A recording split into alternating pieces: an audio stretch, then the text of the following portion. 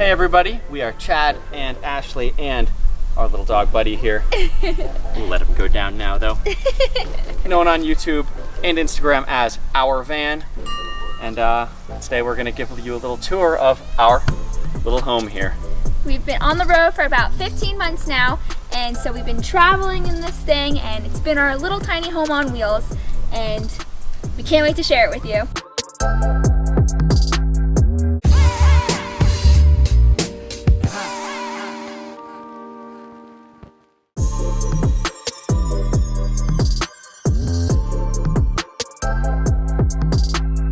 Originally, when we were shopping for a little house to live in on the road, we were actually looking for your typical Sprinter or ProMaster or Transit van. But when we were shopping, turns out you can't really buy one with less than 100,000 miles on it and in any kind of decent condition for less than around $10,000 to $15,000. And for that same price as just the initial van would have cost, we bought this thing all done. We did put about $4,000 more than we originally paid for it into the solar and the whole remodel. But in the end, this ended up being a much better value. And it saved us the time of having to build out the bed and the piping and, you know, everything that comes with building out a van was pretty much done, so we just had to do the cosmetics. So we're gonna start out with the tour, showing you around the outside, the inside, and then at the end, we're gonna tell you a few things we really like about it and a few things that we would definitely change if we could and probably will change in the future. So let's get started.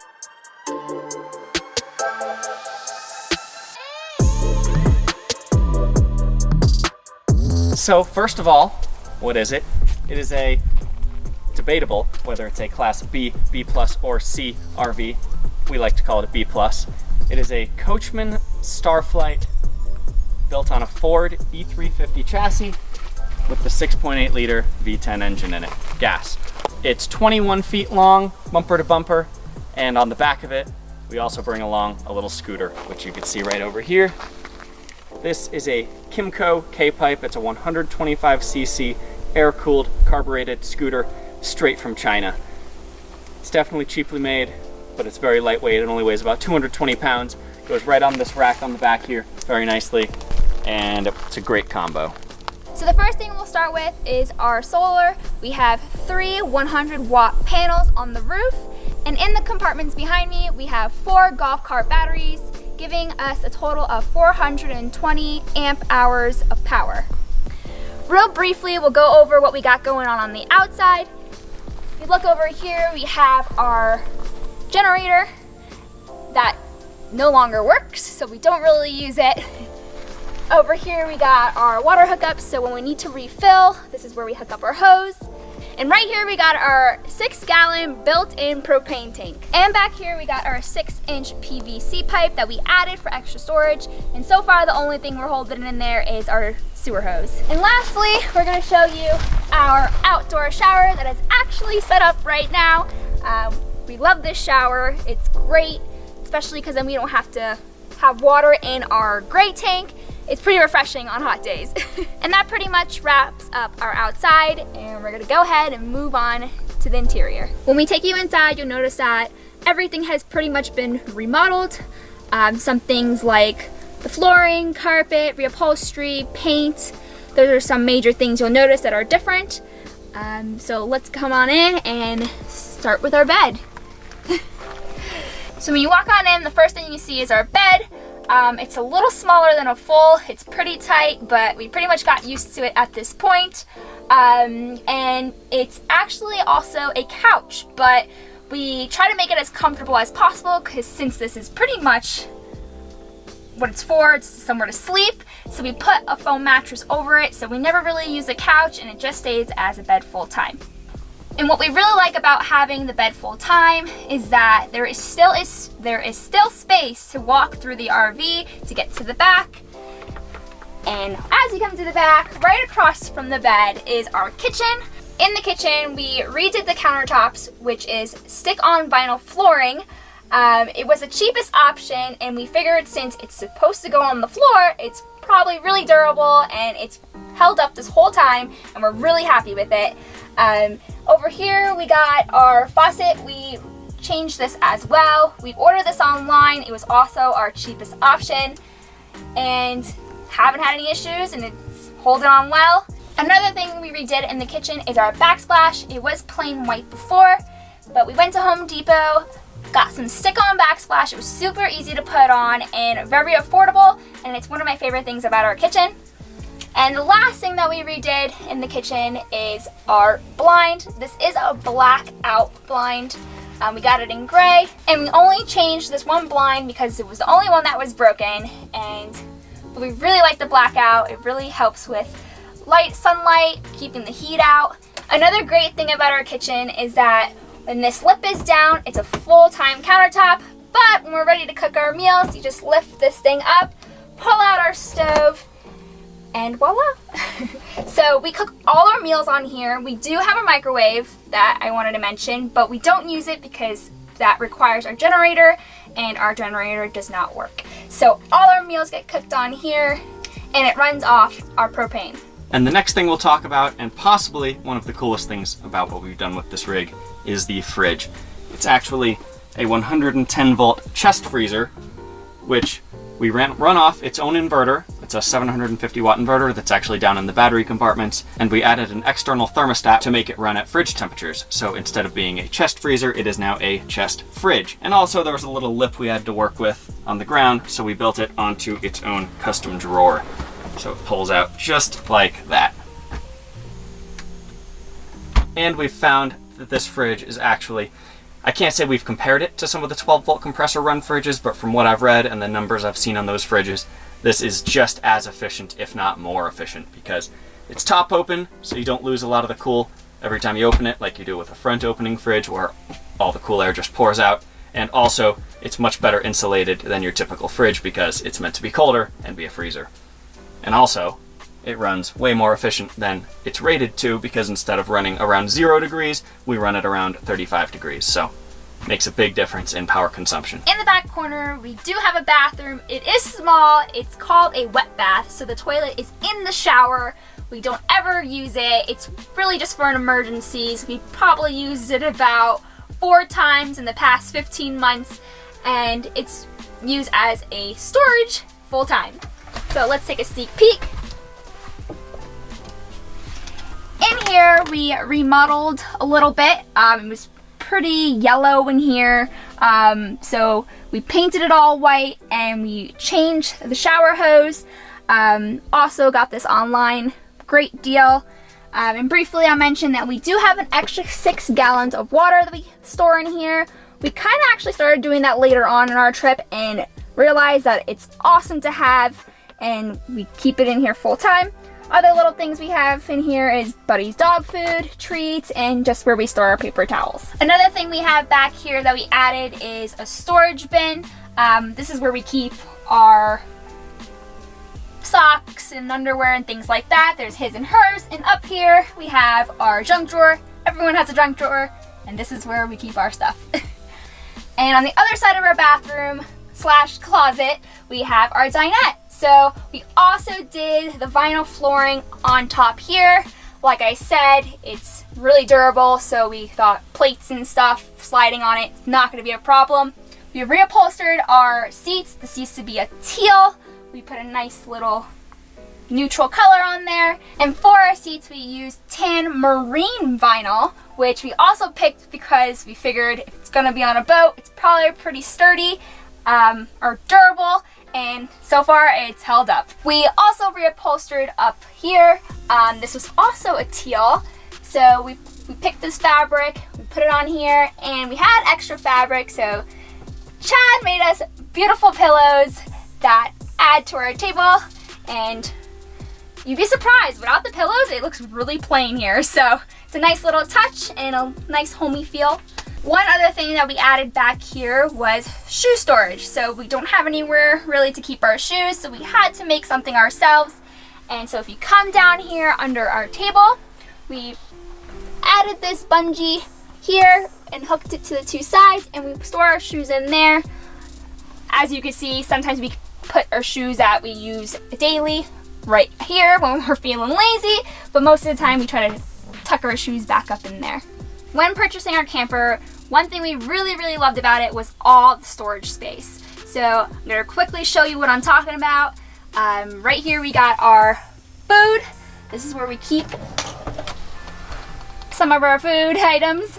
Over here is the microwave, which I said does not work because of the generator. So it is also storage for food. Got little snacks in there. Over down here we got our silverware, plates, cups, things like that. If you move on back here, we have this medicine cabinet, which I think is awesome. Obviously we have toothbrush, toothpaste, medicine cabinet, things like that. And when you open this, we got our closet. This is where most of our clothes are, his and hers. We actually added this shelf. It was supposed to be a closet where you hang things. Back here we got some more storage. There are clothes and towels and shampoo and toiletry. And up here is more food storage and a few miscellaneous items. And lastly, we're gonna move you on to the front, which is even more storage. And there's actually a lot of room up front here.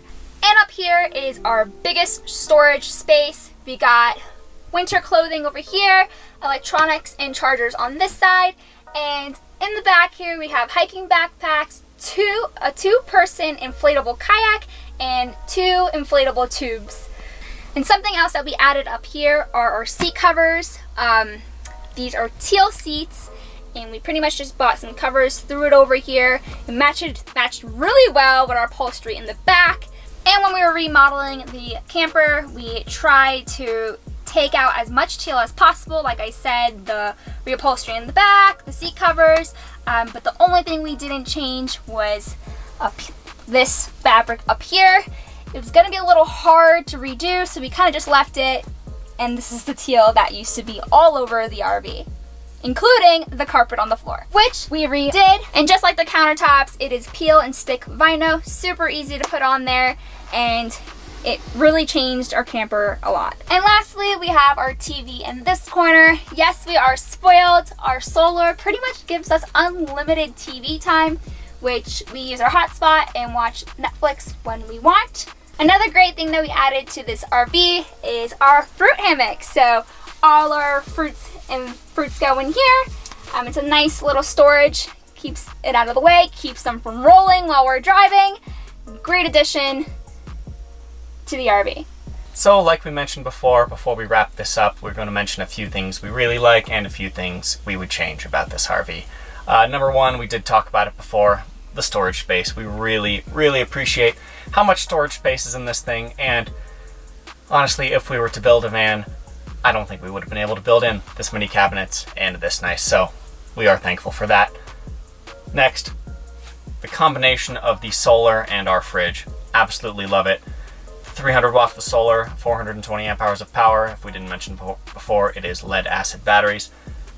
That combination of solar, batteries, and with this fridge being so efficient, just on the solar alone, we can run the fridge 24/7. It's always cold, on top of keeping all our electronics charged. Really just all our lights on overnight, running the fan overnight a lot of the times when it's a little warmer out. Gives us all the power we need. One more thing we absolutely love is the wider body on this van compared to if you were to buy a Sprinter van.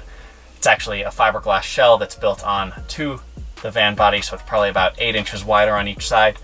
And it really does make a difference. We've gone and looked at some brand new RVs in RV shows that don't have the wide body, that are just built on the van chassis, and it's really noticeable. It's shockingly larger inside this than it is in those. Next, of course, gotta talk about the things we don't like, or at least things we would change if we could. Not sure if you could see it here. Sure, you'll catch a quick peek of it, but these blinds. These are the blinds that came with the RV originally. There's nothing wrong with them other than that they don't really stop 100% of the light. They're not exactly blackout curtains, and we showed you the one that we changed in the kitchen, which is a blackout and does a great job at blocking 100% of the light. If we had a little more money in our original build, and if we felt like messing with those blinds on all the windows, we would have liked to put those all the way around, have matching gray pull-down blackout curtains. Another thing, and this is kind of a big important one that we would change if we could, is that we'd kind of prefer the bed to be in this back corner here where the dinette is, than have some kind of couch or dinette with the table up in the front area. I think it would really open it up a lot more. Just having more floor space up front, I don't know, just living in it all this time, feels like it would be more cozy to have the bed in the back corner than have the seating up front. Finally, something we would change if we could is more counter space in the kitchen, because the kitchen looks great when it's closed like this, but the second you pull out the stovetop to cook, there's no more counter space. There's about 2 inches around the rim of the sink, and that's it for counter space. Luckily, the fridge does help with that a little bit. When you pull out the fridge, you basically have an L-shaped kitchen, and we can use the top of the fridge for counter space, but even more would be great if we could have it. We would really appreciate it. Also, let's talk about van life as a whole. Van life, RV life, living on the road, whatever you want to call it. Have we enjoyed it overall?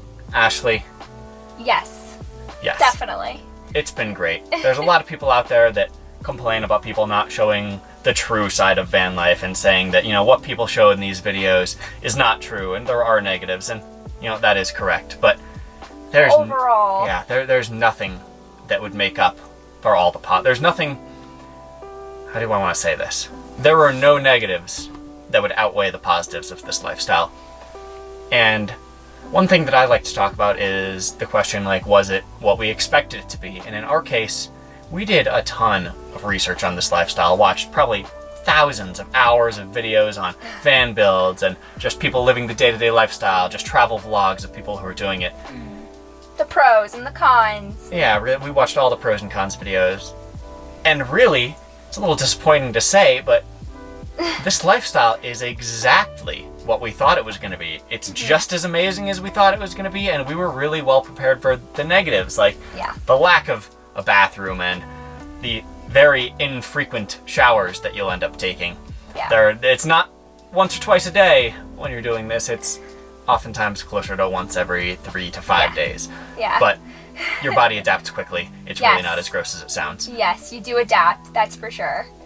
Yes. Which kind of brings us into our next point, is that if you're thinking about this lifestyle, 100% dive into it. Don't wait, just do it. We wish we hadn't waited 2 years to dive in since we started it. And whether you're looking at a van, I know a lot of people, you want the stereotypical Sprinter van. Everyone wants to build a Sprinter van. We would want it too. We probably will build one day. One day. We'll probably build a Transit or a ProMaster one day. Fingers crossed.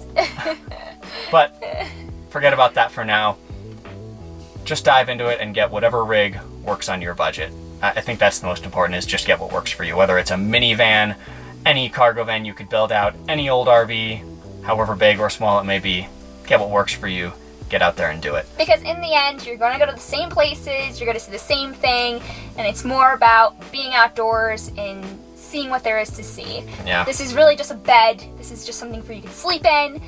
It doesn't need to be that glamorous. Yeah. A $1,000 van is going to bring you to the same places as a $200,000 RV will. Just getting out there is the most important thing. Finally, I know we could have talked a lot more about this RV, and this is probably going to be a pretty long video as is.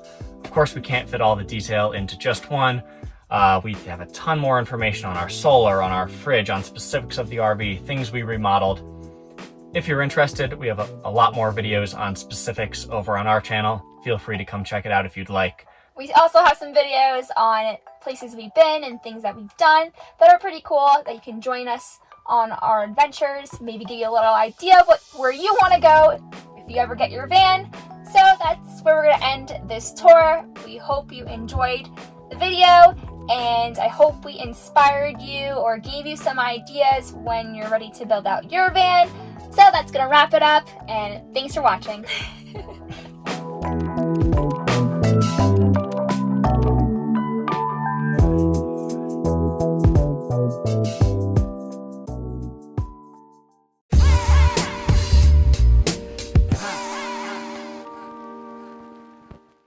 I hope you enjoyed that content. If you hadn't noticed, we do have an ebook that we sell, and the link is just in the description. It contains 160 pages crammed full of practical advice, walkthrough information, electronic schematics and part lists, which will make your job a lot easier for doing a van conversion, and it will save you time and money. Also, we've created special videos for the ebook which enable you to see walkthroughs for how to do loads of things in a van conversion. So that's for water systems, for electrics, for how to do simple woodwork joints that anyone can do. I really believe that anyone, regardless of their experience, can make a half decent van conversion.